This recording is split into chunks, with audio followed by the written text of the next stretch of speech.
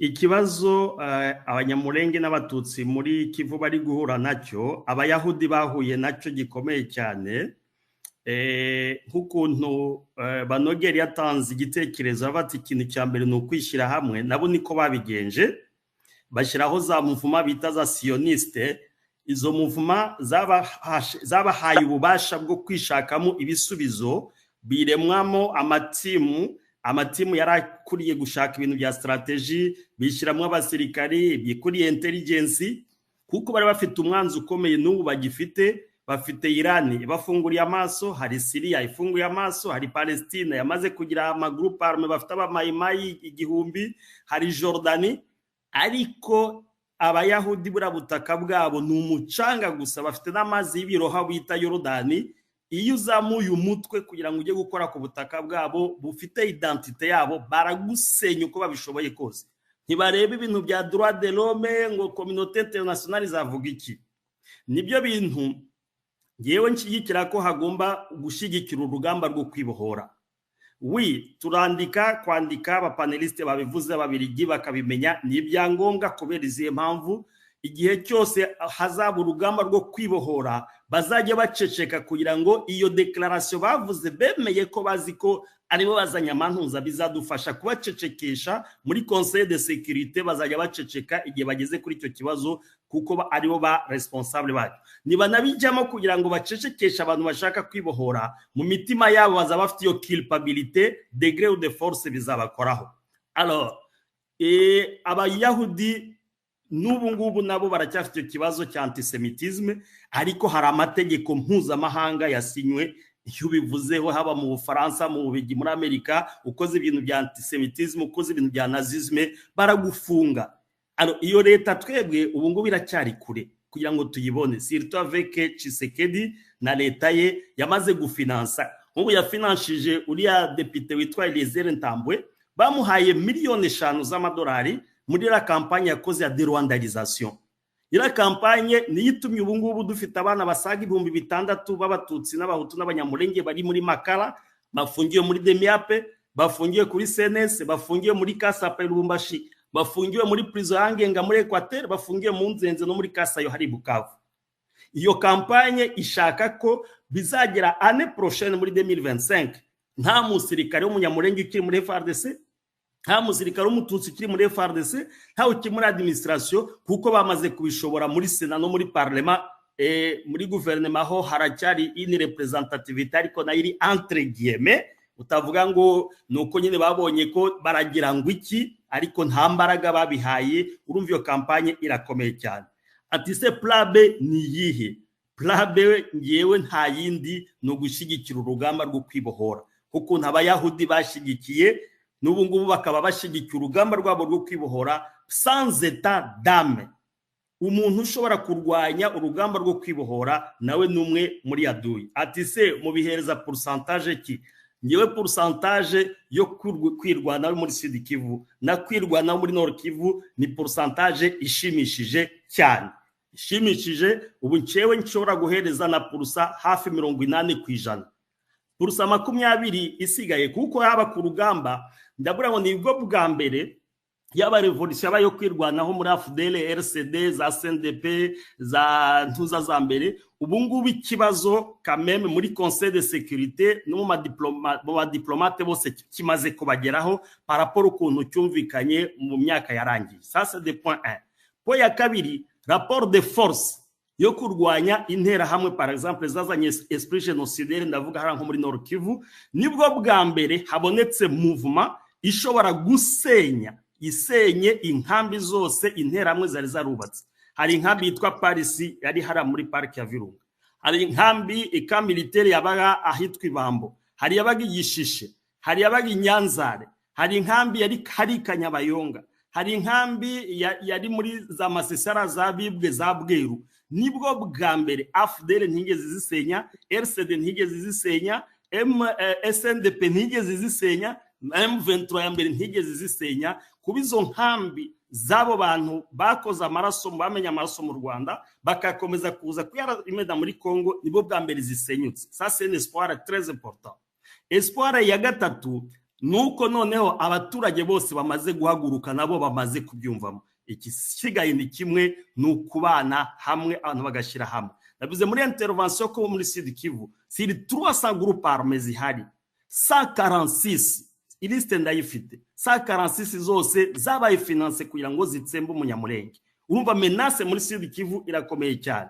Byaba ngombwa gushyigikira revolution, kuyishyigikira, kuyiha imbaraga zikomeye cyane ziri proportionnel y'izo ngizo. Uwo muntu ushaka gukuraho umunyamurenge, umaze kumukuraho muri administration, umaze ugiye kumukuraho mu gisirikare, ugiye kumukuraho muri politiki ariyo yose, gushyigikira iriya revolution c'est très important, kandi ndayiha chance ya 80% kuba ishobora gukemura ikibazo une fois pour toutes, nkuko abayahudi bagikemuye, ukaba ari un état il est très fort. L'état hébreu c'est parmi des états très forts, natwe ko dushobora kugira un état très fort ishobora kuzanetraliza iryo vangura n'ira discrimination iba mwakira gihugu.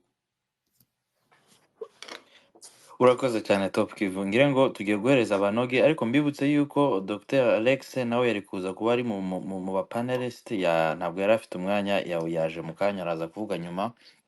Abari buze kubaza ibibazo mubaze mwihuta, turaza kumuhereza umwanya nawe agira icyo atubwira. Banoge wasubiza, hanyuma nurangiza turata duhereza abantu babaza ibibazo bake bake bavuga, kugira ngo tuze guhereza Dr Alex nawe aze kuvuga. Murakoze. hari uwabajije ngira ngo ni Bruce ngo ese plan A plan B ni izihe? En fait iriya ntambara ni intambara badushoyemo, haba ari muri Nord, hari no muri Sud. nta banyamurenge, nta batutsi biciye ngo bapange intambara muri plan yabo bashiraho plan A na plan B na plan C. Oya, bagireho scenario ideal na scenario catastrophique. Uko twotsindwa twogira gute, uko twotsinda twogira, ibyo nta byabayeho iwacu. Sur 146 groupes armés soutenus organisés entretenus na leta, bose bahagurukiye rimwe kwica umunyamurenge kuva mu Rurambo ukageza Imirimba. Icyo abanyamurenge bakoze ni ukwirwanaho, birwanyeho uko bashoboye. Inka zabo zirashira, village yabo yose arashira, imihana yabo yose irashira, amazu yabo barasambura.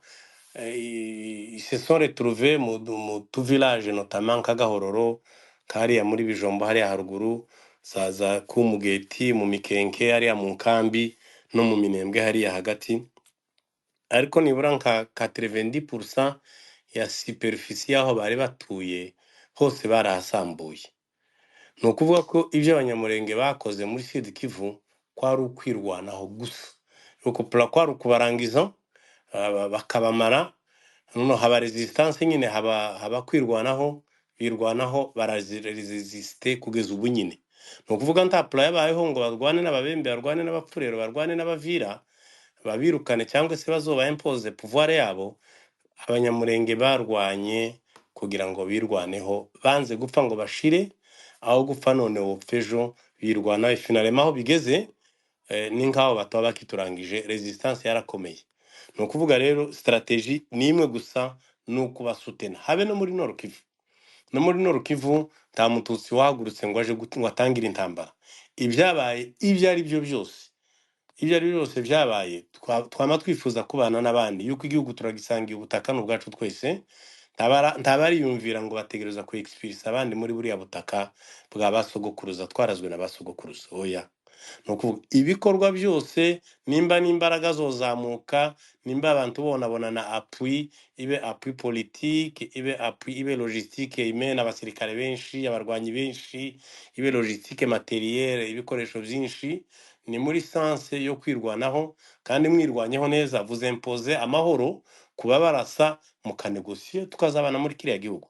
Il n'y avait pas un plan B, parce que intambara ntabwo twari twarayipanze ngo abantu ngo bapange intambara barwane n'abapfurero, barwane n'ababembe. Oya, ni resistance izo contraindre abaturanyi bacu ko tubana neza. Kandi nibaguma bakigera nabe kugeza abantu bazabonera imbaraga zikomeye, iryo ni isengesho abantu bose basenga, ko amahoro yazaba ari uko n'ubundi kiriya gihugu, kariya karere, bamwe muri twebwe ari ba responsable bako, kumva nta plabe warubajije yuko ntabicaye ngo bategure intambara yose yabaye nimba na resistance yarabaye n'ukwanga ko abantu bapfa ngo bashire.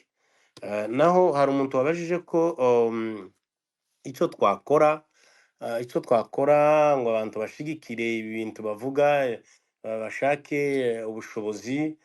Dr Alex ari hano twigeze kuvugana ngo aboshaka ukuntu habaho site izo zijamwa ibi biganiro byose, amapublication yacu yose, recherche zacu zose, kubijanye n'abanyamurenge, kubijanye n'abatutsi dans l'ensemble, tukazibika muri iyo site.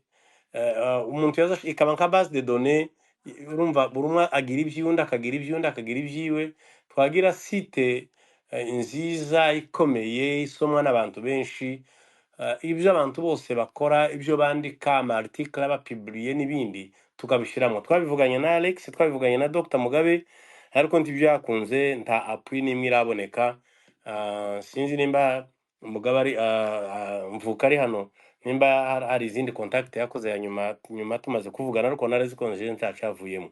Nunge twubatse uburyo, twubatse site nziza ikaba alimente, ikaba censuré, ikajamwa amadone ya recherche nziza ari valide. Ibyo birakwiye kugira ngo nuzo unashaka n'amakuru y'iwacu na histoire y'iwacu agire site izwi ikomeye ayasangamo. Ibyo twarabitekereje namvuka nkuko nari mbabwiye ntibyakunda, mwaguma mukabitekereza byazakunda mu kubaka site izozijamo ibintu, recherche zacu zose zikabikwa muri iyo site, n'abana n'abuzukuru na generation zindi zikaza zimenya amakuru yabayeho ku mututsi dans l'ensemble.